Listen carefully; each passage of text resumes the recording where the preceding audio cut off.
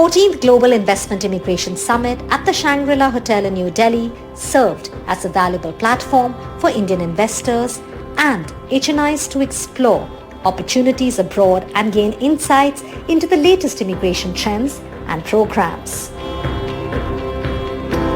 Organized by BLS Global with Aquest Advisors as the knowledge partner and NDTV as the media partner, the summit witnessed a remarkable surge in attendees, indicative of the growing interest among Indian investors and high net worth individuals in exploring avenues abroad.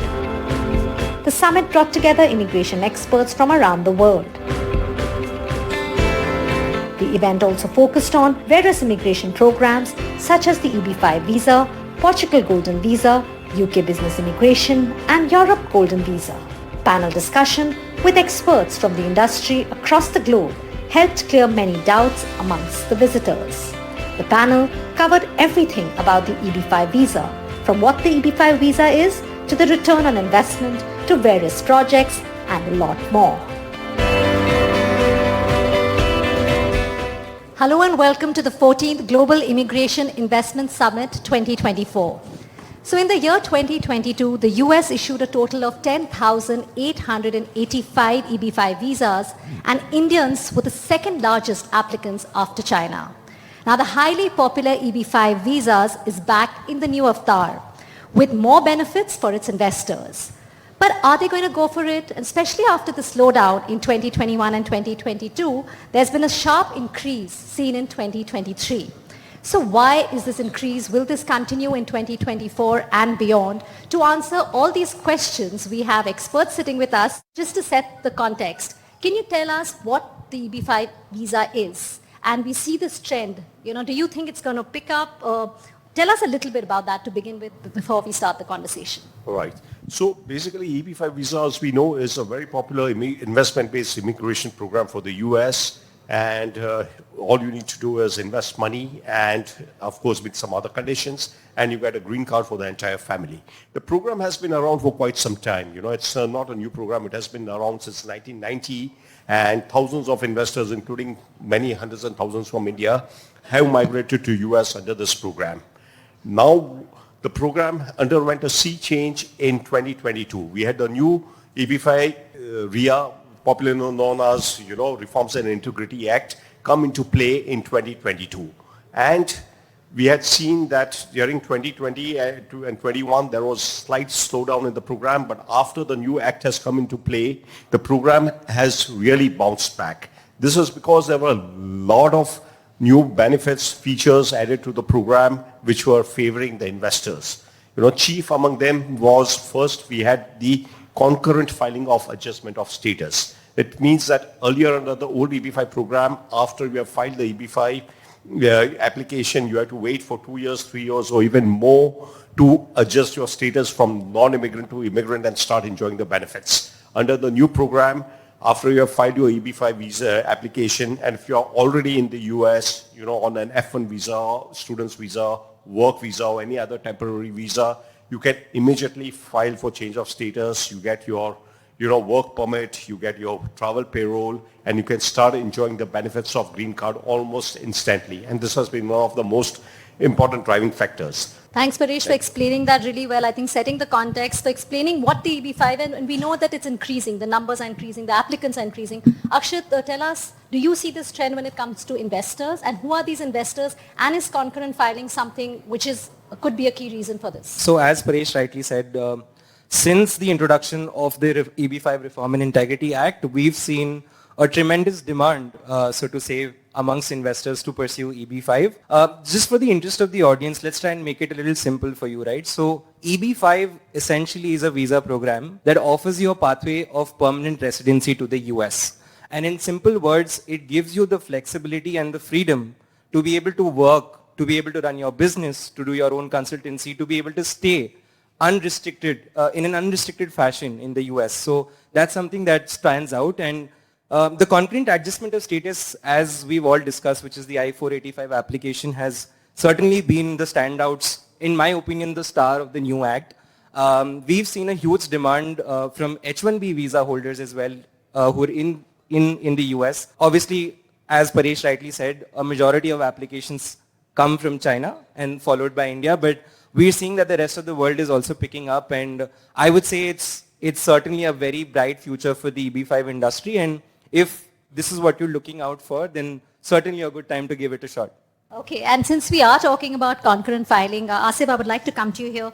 Can you elaborate a little bit more on it? What are its benefits? And most importantly, I think what our audience, what our viewers would like to know is about the timelines. H-1B guys and student visa, these are the most benefited, categories where they are already on US soil, and that allows, along with the filing I-526 petition, you will be able to file your adjustment of status along with work authorization and the traveling document. And majority of the, H-1B guys have got the restrictions to change the job. That EAD will, give them that liberty to work without any particular restriction. And F1, there is a work restriction for the F1 student as well. So that will also give them a kind of a liberty to extend that stay, and they don't have to come back to their native country, and they can continue the journey while they are in the US. Abhishek, talking about the priority processing for certain categories of projects, can you tell us about that? Are clients actually getting approvals when it comes to priority? So I'm working in this industry since a decade now, and if you'll ask about processing timelines, it was tremendous. Since one year, the kind of processing timelines that I have seen, it's unheard of. I will specifically talk about priority processing. Now, priority processing comes with if your project qualifies for a rural TA. If you invest in a project which qualifies for a rural TA, then you are subjected to something called priority processing. If you would have asked me this question a year back, it would have been very difficult for me to give an answer, a concrete answer. But now, with full confidence, I can tell you that it can be as fast as 22 days, as fast as 29 days. On an average, if you invest in a project, which is an I-956F approved project, another technical word. Yes. But if it's an approved project and it qualifies for rural TA, then there's a high possibility that you can get your I-526E approved within like 6 to 8 months. Once your I-526E is approved, that triggers your I-485 if you are living inside the US, or triggers your consular processing if you are living outside the US. And that gets you your conditional green card. The only and the first green card which is there in the new laws is also through a rural project. So it becomes really, really important to understand that, priority processing is really working, and this is a good thing for the industry. So Rupi, coming to you, we do know that there are changes in the EB5 program. Can you tell us what those changes are, especially when it comes to the interest of the investors? Sure. So I would say that there are a couple of big benefits for investors in the new legislation. Obviously, the one being priority processing. If you invest in a rural project, you get a priority processing, right now estimated to be under a year. And I would say the other big benefit that I see is the clarification that the investors only have to stay invested for at least 2 years. So basically, they are entitled to get their money back after 2 years. So that's one of the biggest benefits. And the other, I would say, is there are a lot of protections now put in place. The regional centers are being given a lot more responsibility. In the past program, regional centers could be more passive about the projects that they sponsor, but now they are basically tasked with being the gatekeeper, meaning that any project that you sponsor, you better make sure that the sponsor is following all securities laws, right? And that there are no bad actors involved in this deal, meaning bad actors, meaning if they ever had a violation in the past from securities, SEC violations, or any other criminal issues. So the regional center is subject to very steep penalties, and basically they could be canceled by USCIS if they're not being the gatekeepers of the projects that they're sponsoring. Carl, I would like to ask you any other ways of expediting the process? Yeah, I agree with what Abhishek was saying, and Rupi, that priority processing is shown to be now a very fast process in terms of the first investors that have been approved under the rural projects. And so I would add that there's, the way I look at it, there's sort of three types of processing sort of timelines, I would say. Standard processing, which historically has been a very lengthy process. Fortunately, under the RIA, it seems to be a lot quicker. But priority processing is for rural investors, and that's looks like it's currently a sort of a 1-year timeline. There's also been something called expedited processing. If you invest in a project that's considered national interest, or there are a couple of other categories that would also qualify, urgent humanitarian needs, for example. And historically, that was the fastest process. Under the RIA, it's still a little early to exactly determine what expedited processing is going to look like, but I think it's going to be very similar to priority processing, frankly. So it's going to be a very quick process as well.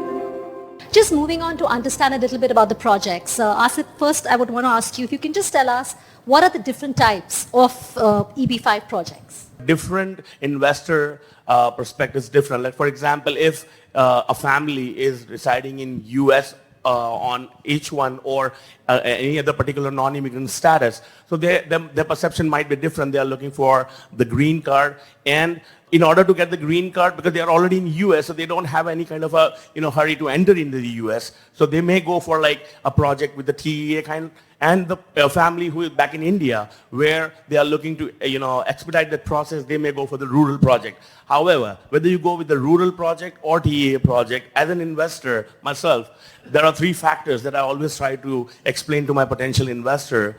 And those factors are the safety of your capital, safety of your green card, and the conversion of your conditional green card into the permanent green card. That is the job creation. So, and I'm absolutely sure, being an investor, you should have like 3, 4, 5 projects on your desk. It's how you are evaluating those projects based on these 3 factors, by looking at the cost structure of the total EB5, that what is the percentage raise of EB5, what is the total contribution of EB5 money out of the entire cost structure of the EB5 project. Try to find out the location, and based on that fact, you will be able to find how they are going to repay your fund. Abhishek, in your experience, what are the kind of projects you've seen investors want to invest in? People who are considering EB5, I generally deal with people who are either living in US or living outside the US, and mostly Indians. What I've seen the trend, there are 2 things which is like the priority for them. Number 1, smooth processing and faster approvals. Second, safety of the capital. So these are the 2 important things for every EB5 investor. Now, there can be different reasons for that. For example, somebody who is filing from outside the US, then obviously as sooner the I-5263E will get approved, the sooner consular processing will happen, and sooner they will get the conditional green card to be in the US. So the entry in the US depends on how fast the processing was. Obviously, we are talking about a huge sum of money, hard-earned money from everyone. So they would like their capital to be safe. So that's undeniably the most important thing for everyone. So to answer in one line, yes, rural projects are really popular. Moving on to the finances, Akshat, I'm going to ask you, what are the various ways when it comes to EB5 visas, the funds, how can they be used in financing the projects?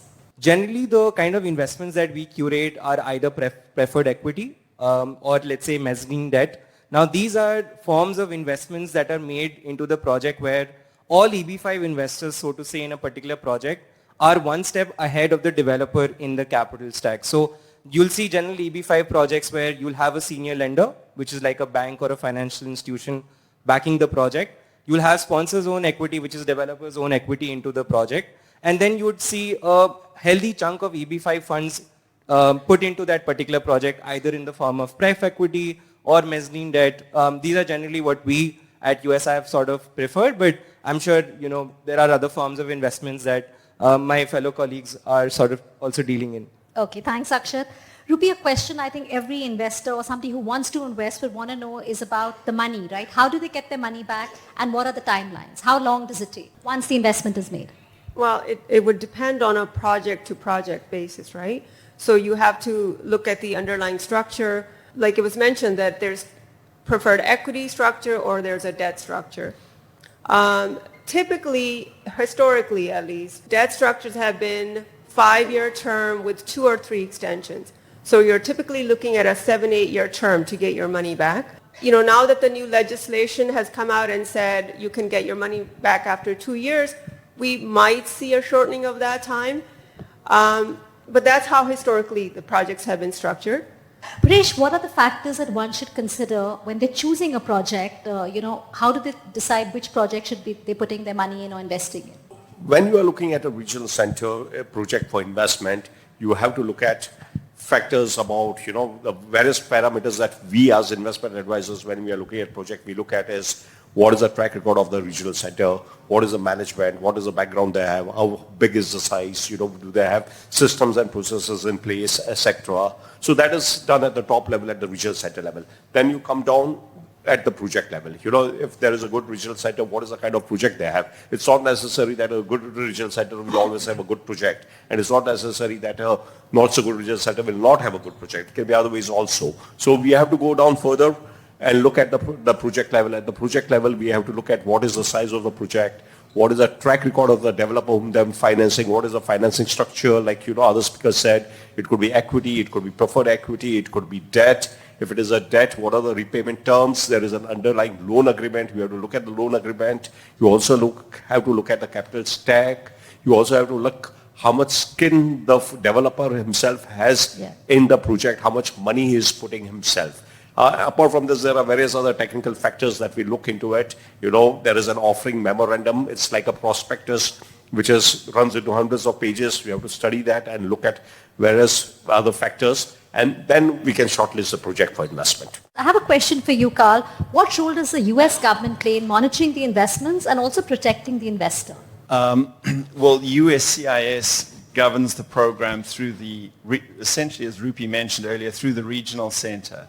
So typically, similar to a broker-dealer in the US, they're basically regulated in the same way a broker-dealer is regulated now under the new law. So regional center has to ensure that the project follows all the laws, applicable laws. And if not, the sanctions are quite severe. So they have to, they can potentially get debarred and investors can get denied. So it is very important that the regional center is a responsible regional center and does take compliance very seriously. Quick, remark from you for the closing remark. And my question is, why the EB5 visa now? I think we would want to know. Akshat, I'll start with you. Sure. EB5, because it's the most sought after program. Currently, there's no wait list for investors across all countries. We are approaching the end of the financial year. We have restrictions on the money that we sent out. We come across so many clients who want to do EB5, but they are not able to send out the money as per the RBI regulation. So this time of the year is a good time, at least, to have your money out. Even if you have not decided whether you want to, which project you want to invest in, this is the time before the end of the year. Take the advantage of the LRS limit, send the money out, park it over there, and whenever you decide, you can use it. In past, for me, like EB5 was a program where you can begin your American journey, and in future as well. So whether it's going to be a March, April, May or June, EB5 is always there. As the law states, Reforms and Integrity Act, it is being made more and more friendlier for investors. There have been more laws put in to weed out the bad actors. First time we have a program, solid program for 5 years. On top of that, you have grandfathering done. If you file till 30th of September 2026, whatever happens in future, you are not going to get affected. Plus, you have a couple of categories which are open, which are current for all the Indian investors over here. Faster processing, India is current at the moment. It all makes for a very opportune time. One thing I would add is we're one of the largest owners of regional centers in the country, so we see a lot of projects that are in the pipeline. And I would say the quality of projects has gone up quite considerably as well in general. I think the amount is only going to go up in the future, right? The U.S. has recognized that for 20 years, they never adjusted it for inflation. It was at $500,000, and now the government is realizing, hey, this was too cheap. So we know the amount is going to adjust in the future. It's not going down ever again. So I think it's a great time.